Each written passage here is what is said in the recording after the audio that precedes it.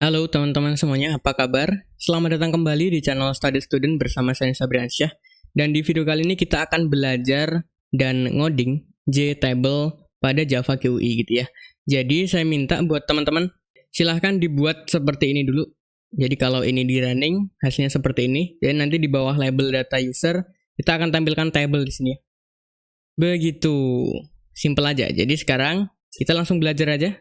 Buka browser favorit teman-teman semuanya, lalu browsing aja Java Swing Documentation. Terus kita buka untuk yang dokumentasi Java.Swing pada Java Platform Standard Edition 8. Begini, jadi ini otomatis package-nya sudah Java.Swing, dan kita cari kelas untuk kita ngebuat table, yaitu JTable. Silahkan di scroll, cari JTable.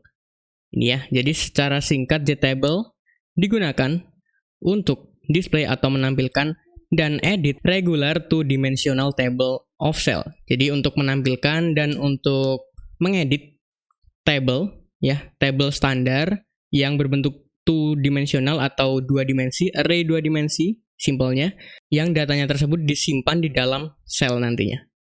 Begitu, itu singkatnya aja. Kita buka langsung aja dokumentasi dari JTable. Nah, jadi kalau kita lihat di sini, untuk kita menggunakan JTable, kita harus import dulu kelasnya dari package Java.Swing yang nama kelasnya JTable. Kita langsung lakukan aja. Kita scroll ke atas, nah di sini ya, berarti kita import Java.Swing, nama kelasnya JTable. Begini, gampang aja. Dan kalau kita scroll ke bawah lagi, kita cari konstruktornya, gimana cara kita ngebuat objek dari JTable. Ini teman-teman bisa dibaca-baca. Nah, dan di sini ada hal penting satu lagi, untuk menggunakan JTable kita perlu satu komponen lagi, yaitu JScrollPen. Begitu, karena nanti untuk menampilkan header-nya. Begitu ya teman-teman ya. Jadi kita scroll aja ke atas, intinya kita sudah tahu satu hal, kalau kita menggunakan JTable harus satu paket dengan JScrollPen. Begitu, kita scroll ke bawah, kita cari konstruktornya. Nah, di sini. Jadi kalau kita mau ngebuat objeknya aja, berarti seperti ini, kita nggak taruh argumen yang disimpan ke parameter. Kemudian kalau kita mau mendefinisikan, kita mau berapa baris dan berapa kolom langsung, kita bisa pakai dua parameter yang tipe datanya adalah integer. Pertama itu untuk mendefinisikan berapa banyak barisnya, dan yang kedua berapa banyak kolomnya. Nah, kemudian untuk yang simple, gimana kalau kita pakai yang ini aja? Ya, jadi kita akan mendefinisikan objek dari row data atau data kita nantinya, kemudian objek array dari kolomnya atau header-nya nanti. Begitu. Oke, jadi kita langsung lakukan aja seperti yang ini ya. Begitu. Jadi sebelumnya kita siapin dulu array 2 dimensi untuk data kita dan array 1 dimensi untuk kolom name-nya atau header-nya begitu. Kita berarti scroll ke bawah. Nah, di bawah label title ya, data user yang tulisannya tadi, kita akan siapin dulu array tipe datanya string 1 dimensi. Misalnya di sini adalah data user header gitu misalnya. Kita langsung aja assignment. Misalnya di sini ada kolom nama, kemudian misalnya username gitu ya. Dan yang ketiga adalah apa ya? Misalnya ini gampang aja. Umur gitu. Ini cuman misal. Ini untuk header-nya nanti. Kemudian kita siapkan array 2 dimensi tipe datanya string gitu ya. Misalnya namanya adalah data user gitu misalnya. Kita langsung aja assignment. Begini array 2 dimensi, ingat.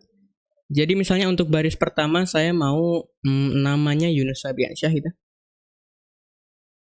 Begini, kemudian username-nya Yunus F, kemudian umurnya 20.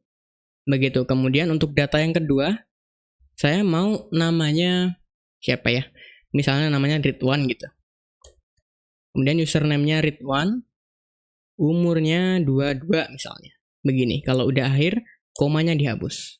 Begitu, cuman kalau mau lanjut lagi ya silahkan ditambahkan koma. Kita udah siapin array untuk header-nya dan array untuk datanya. Sekarang kita bikin objek dari JTable-nya.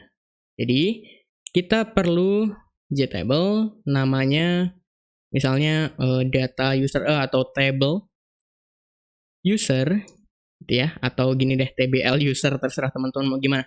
Sama dengan new JTable, kita pakai yang constructor tadi. Jadi untuk yang pertama kita masukin row datanya, data dari kita yang berbentuk array 2 dimensi. Oke, data kita ada di data user. Data user. Gini, kemudian yang kedua apa? Yang kedua column name-nya atau header-nya. Kita udah siapin data user header begini. Sip ya. Kemudian kita akan customisasi sedikit. Misalnya di sini tbl user, saya mau set font. Oke, fontnya saya mau gini deh.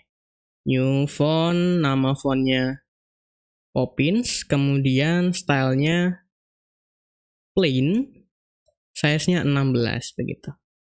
Oke, kemudian apa lagi? Kemudian ini dulu aja. Dan tadi dijelaskan bahwa kalau kita mau pakai JTable, kita harus pakai scroll pen. Nah, kalau kita nggak pakai gimana? Ya, ilmu coba-coba sekarang ya. Kita misalnya di sini tambahkan atau tbl user gitu. Tapi kita belum set bounds-nya ya. Jadi kita set dulu. tbl user, misalnya set bounds x-nya 20, mengikuti x sumbu x yang di atasnya. 20, kemudian untuk yang y-nya kita bisa ambil lalu kita casting ke integer karena dia butuh parameter integer atau argumen yang tipe datanya integer. Kita ambil elemen atau komponen dari title, kita get untuk lokasinya ini, kemudian tepatnya pada sumbu y-nya kita tambahkan berapa, misalnya 45 deh gitu ya. Kemudian width-nya saya mau 600 pixel dan width-nya misalnya berapa? 300 pixel aja. Begini, kita udah add ya tadi. Udah. Coba sekarang kita running ya. Kalau di running, hasilnya seperti ini. Oke, datanya udah muncul, tapi header-nya nggak muncul. Begitu karena untuk menggunakan JTable, kita perlu yang namanya JScrollPen. Jadi kita bisa import aja. Kita udah belajar tentang JScrollPen. Kita akan import kelasnya javac .swing.jscrollPen. Kita gunakan sekarang, kita bikin objek JScrollPen gini ya. Namanya misalnya scroll tbl user. Sama dengan new JScrollPen. Langsung aja masukin elemen apa yang mau ditambahkan di JScrollPen. Saya mau tbl user. Kemudian untuk set bounds-nya kita ganti ke scroll tbl user, add-nya scroll tbl user. Begini, coba kita running ya. Kalau di running, hasilnya seperti ini. Gitu, agak keren ya. Agak keren. Nah, saya mau apa ya, untuk header-nya jangan kecil-kecil amat, kita akan ubah untuk style font-nya dan lain sebagainya. Jadi saya mau sekarang gini. Di sini ya, misalnya tbl user, get header-nya gitu ya, get table header. Jadi kita mau fokus ke header-nya. Kemudian set font. Saya mau font-nya gini. Bikin objek baru, font. Nama font-nya Poppins medium. Gitu, terus tipenya atau stylenya saya mau plain aja. Size-nya 20 misalnya. Coba kita running dulu ya. Oke, beres tuh. Udah berubah ya. Udah berubah. Terus saya mau background-nya. Gampang aja. tbl user, dapetin header-nya. Gitu ya. Set background-nya jadi apa? Saya mau samain dengan apa ya? Panel header. Kan yang biru. Nah, kita mau samain yang ini nih. Atau gini aja deh. Copy, terus paste di sini. Gini, coba kita running deh. Oke, beres ya. Kalau mau diubah fontnya, berarti gampang aja. Kita bisa duplikat, kemudian bukan set background, tapi set foreground. Gini. New color untuk rednya 71, terus untuk greennya 120, dan blue-nya 197. Begini, coba kita running. Bener nggak? Beres ya? Beres. Oh, iya itu biru ya. Saya mau white aja deh. Saya mau white berarti color white gini aja. Sorry, salah. Backgroundnya biru, warna teksnya biru ya nggak kelihatan. Dah nih bener nih. Kemudian ini biar nggak terlalu mepet, gimana kalau kita set height-nya? TBL user, set height, atau set row height gitu ya. Berapa? Misalnya 30. Ini untuk metodenya, silahkan teman-teman cari di dokumentasinya ya. Ini pasti ada semua. Kita langsung aja karena menurut saya, dari kemarin kita udah baca dokumentasi. Jadi silahkan kalau misalnya saya buat di sini, harusnya di dokumentasinya ada gitu. Set row height 25. Oke, udah deh. Beres ya. Beres gini. Nah, tapi masalahnya teman-teman, kalau kita ngikut yang default seperti ini, kita pakai langsung kirimkan data user untuk data kita, kemudian header kita, ini masalahnya nggak bisa ditambah. Begitu ya, kita nggak bisa tambah untuk yang data yang ada di table tersebut karena secara default dia pakai table model. Nah, kita mau ubah untuk table modelnya menjadi table model yang lain supaya lebih bisa dimodifikasi atau lebih bisa fleksibel. Nah, kalau kita cari pun di metodenya nggak bisa kita tambahin row-nya atau barisnya atau datanya, data baru. Kita nggak bisa tambahin data barunya. Begitu. Oke ya. Oke, nah jadi gimana caranya? Kita nggak pakai yang ini berarti. Kita nggak pakai yang ini. Tadi kita pakai yang ini. Nah, sekarang kita pakai yang ini. Kita akan kirimkan argumen yang instansiasi objek dari kelas TBL atau table model. Begitu. Nah, kalau kita buka di sini table model, begitu ya. Ini adalah interface nih, kelas interface. Jadi, nggak bisa kita bikin ke dalam objek baru. Jadi, kalaupun kita lihat nggak bisa tuh, nggak ada konstruktornya begitu. Jadi, di sini ada opsi. Ada yang abstract table model, nah ini abstract juga, jadi nggak bisa diinstansiasi. Tapi ada default table model. Ya, kalau kita klik, nah di sini akan ada banyak sekali aksi yang bakal kita lakukan. Jadi kita bisa add column ya, atau kita bisa tambahkan kolom untuk menambahkan header, kemudian kita bisa add row menggunakan array dan lain sebagainya. Begitu. Jadi kalau kita scroll ke atas, cara kita import kelas default table model ada di package java.string.table. Namanya default table model. Jadi kita bakal lakukan itu. Kita scroll ke atas, kita import dulu kelasnya java.swing.table apa tadi? Default table model. Begini. Kemudian kita lihat konstruktornya ya. Kita lihat konstruktornya, kita scroll ke bawah. Nah, di sini nih. Oke, yang pertama kita bisa seperti ini aja. Kita bikin objek default table model aja. Begitu. Tapi supaya lebih gampang, gimana kalau kita pakai yang ini? Ya. Kita bisa taruh data kita array 2 dimensi kan kita udah buat tadi, kemudian kolom name-nya atau kolomnya atau header-nya lah begitu. Oke, jadi kita bikin sekarang sebelum objek table. Ya, sebelum objek di table. Jadi kita bikin default table model, misalnya di sini adalah DM gitu atau data model user. Sama dengan new default table model. Begini, kita pakai yang tadi. Jadi yang pertama datanya, array 2 dimensi. Ini ya, data user. Data user. Yang kedua kolomnya. Data user header. Begitu. Nah, kemudian di constructor table user atau JTable, kita kirimkan objek default table model kita, yaitu DM user. Begitu kan tadi bisa ya. Oke, jadi ini kalau saya running, hasilnya harusnya sama. Begitu, hasilnya sama. Tapi ini kita bisa tambahkan dan olah sedemikian rupa. Jadi misalnya nih, saya mau tambahkan di sini ya. Saya mau panggil DM user, data model kita atau default table model kita. Saya mau add row. Gini. Jadi siapin aja array-nya. Saya mau siapin array-nya bla bla bla seperti yang di atas tadi, atau sebenarnya kita bisa langsung aja di sini. Jadi kita bisa new object ini ya. Gini langsung kita assignment. Jadi misalnya nih, namanya siapa? Misalnya namanya adalah Siti Suliah gitu misalnya. Kemudian yang kedua username-nya Siti. Umurnya misalnya 20 tahun gitu.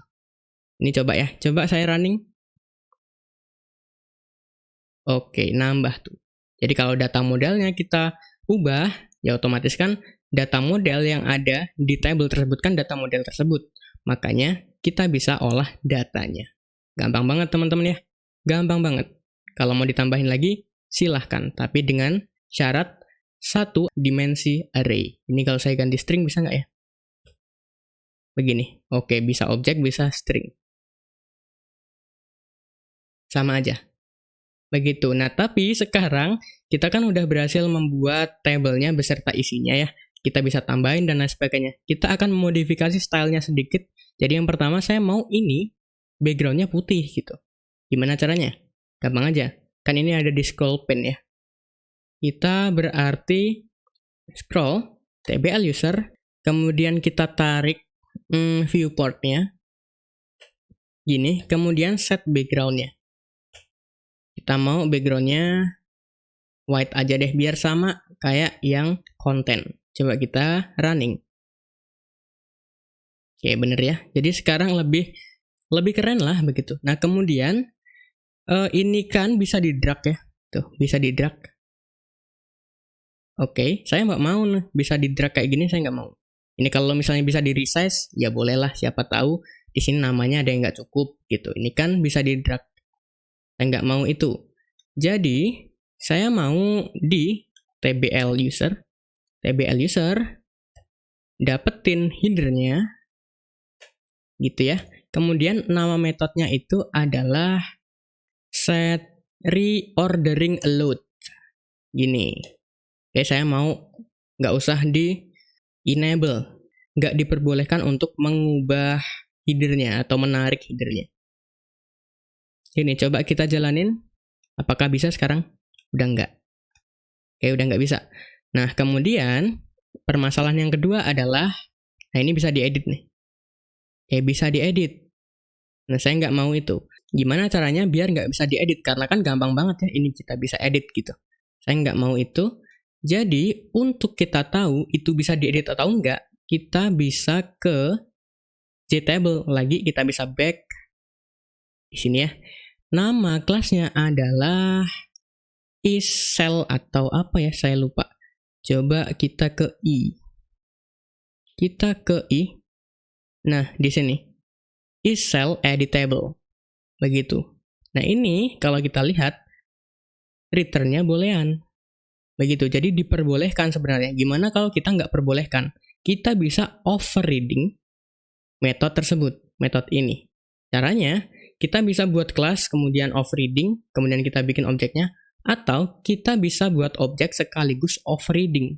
Begitu. Jadi ini, kalau tadi kita bisa seperti ini aja, sekarang saya mau tambahin. Gini, saya mau overriding, gitu ya. Apa nama metodenya? Nama metodenya adalah isCell editable. Jadi ini kan boolean ya. Jadi public, kemudian boolean, apa namanya? isCell editable. isCell editable. Dia pakai parameter apa? Integer row dan integer column. Integer row dan integer column. Gini. Return-nya saya bikin false. Kan default-nya adalah return true. Sekarang saya mau bikin false.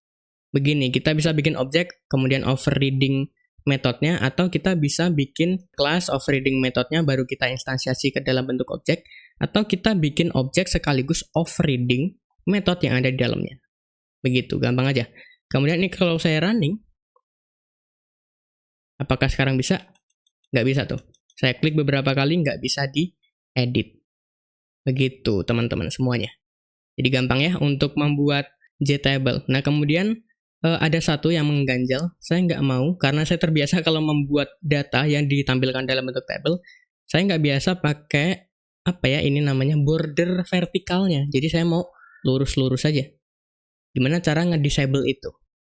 Jadi cara nge-disable-nya begini. Ada metode yang namanya, sebentar saya lupa, show SH. Ini masih set. Coba Ctrl F, show vertical. Nah ini nih. Set show vertical lines. Di sini bolehan. Jadi bisa true atau false. Coba kita pakai ya. TBL user set show vertical lines. Jadi adalah border atau garis gitu ya. Yang vertikalnya saya mau false. Begitu. Jadi kalau saya running, sekarang harusnya nggak ada tuh. Jadi lebih keren gitu. Kalau misalnya hindernya mau, bisa nggak ya? Cobain. TBL user, kemudian saya mau get headernya. Karena header dengan data itu sebuah hal yang terpisah sebenarnya. Saya mau set show, ada nggak? Oh nggak ada. Yaudah, gini aja. Sip teman-teman. Jadi itu aja untuk pembahasan JTable kita kali ini. Dan kalau kita running, hasil kita seperti ini. Kita bisa tambahin objeknya. Dan tadi secara default juga di JTable ini kita bisa ubah gitu ya. Sekarang kita udah disable, kemudian kita bisa reordering kolomnya. Ya, kita bisa geser ke kanan kiri. Kita udah disable itu juga. Kemudian secara default juga di sini adalah backgroundnya abu-abu. Kita udah ubah itu juga. Begitu. Jadi saya rasa itu aja untuk video kali ini. Mudah-mudahan teman-teman suka gitu ya. Dan di video selanjutnya kita akan membahas tentang konsep event handling atau penanganan kegiatan dari apa yang sudah kita lakukan di komponen GUI program kita. Begitu aja. Jadi saya rasa itu aja untuk video kali ini.